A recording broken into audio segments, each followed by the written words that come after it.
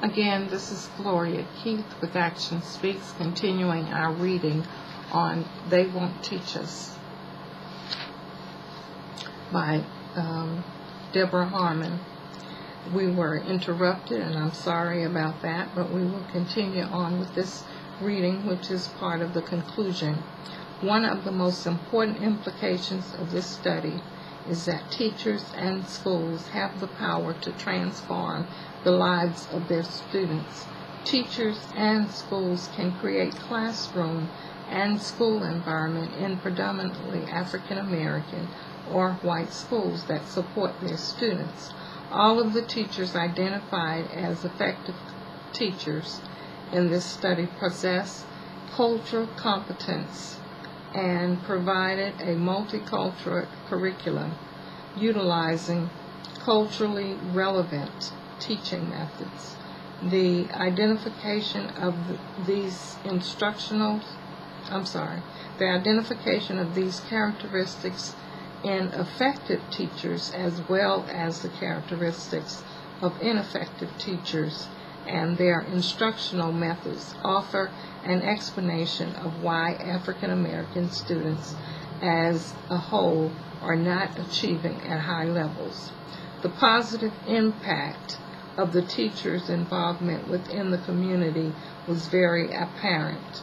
While community involvement has proven to be helpful in the education of the student, this study suggests additional avenues for incorporating the community and its members into the education process.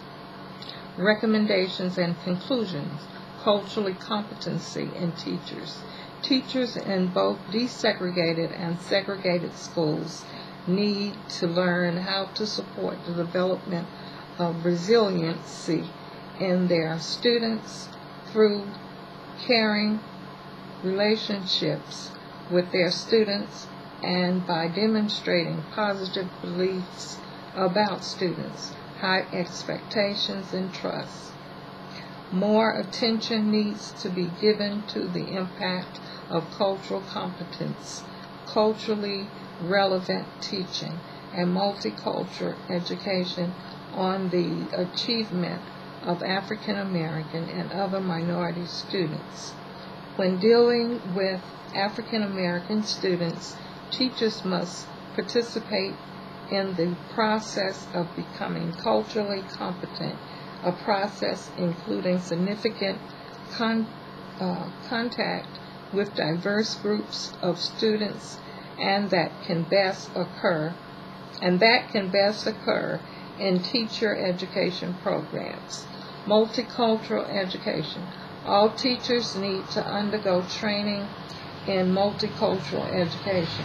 In addition to providing an inclusive multicultural curriculum, multicultural education demands that teachers adopt strategies that will eliminate bias in the classroom. Classrooms need to develop a sense of community where students are able to participate in cooperative learning. Teachers in desegregated and segregated schools need to learn about intergroup similarities and differences through the vicarious experiences and intergroup contact. They must be prepared to discuss issues about prejudice and racism with their students.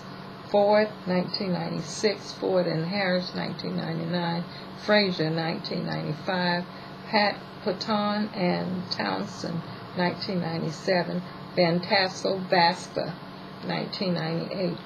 Multicultural gifted education. Attention needs to be given to training of teachers and the development of gifted education programs so they can meet the educational needs of gifted minority students. Teachers need to understand the nature of high levels of intelligence and creativity, the cognitive, social, and emotional needs of gifted students, and the potential problems experienced by gifted and talented students from diverse backgrounds. In addition, teachers must have the abilities to develop a differentiated and multicultural curriculum to appropriately meet the intellectual needs of culturally diverse gifted students, and to create environments in which all gifted and talented students are affirmed and safe. A multicultural gifted curriculum, according to Ford and Harris 1999, is needed to affirm individual differences and provide the inclusiveness that most gifted curricula do not provide. Community involvement. Teachers in both segregated and desegregated schools need to become cognizant of the role that community involvement plays in the education of students and develop the skills that are necessary to successfully interface with the community.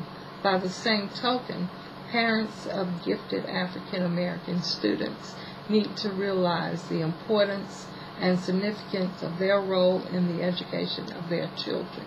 They need to be aware of the possible dynamics within predominantly white and culturally diverse classroom environments and provide support for their children.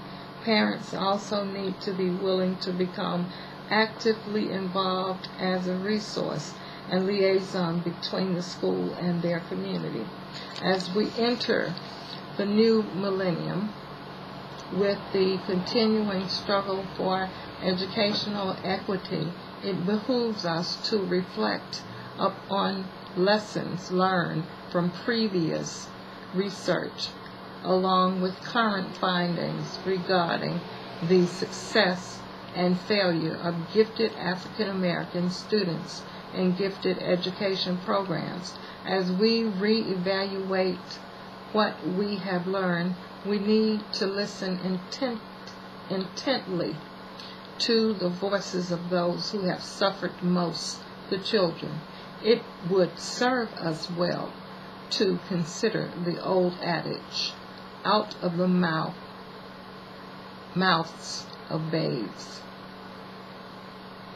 We thank you very much for listening and keeping up with the reading. We have just concluded. There are tables of characteristics of the teachers, etc. Other study tables, and we will be happy to share with you if you are interested in more than what we have given to you in these particular readings. So today we have just concluded, They Won't Teach Me, the voices of gifted African American inner city students, when who I am impacts how I am represented, addressing minority student issues in different contexts, by Deborah Harmon, and publication Roper Review. Thank you so much, and we will continue with other sessions of Action Speaks to share with you other things that actually authenticates my new book production, Every Child Born Gifted. And throughout all of these studies, they are all saying the same thing. We need something new. And I believe what we need new to identify and to excellently educate black children as well as other children, we need a new philosophy. And that philosophy is in the pages of my new book, Every Child Born Gifted. Thank you. Gloria J with Action Speaks.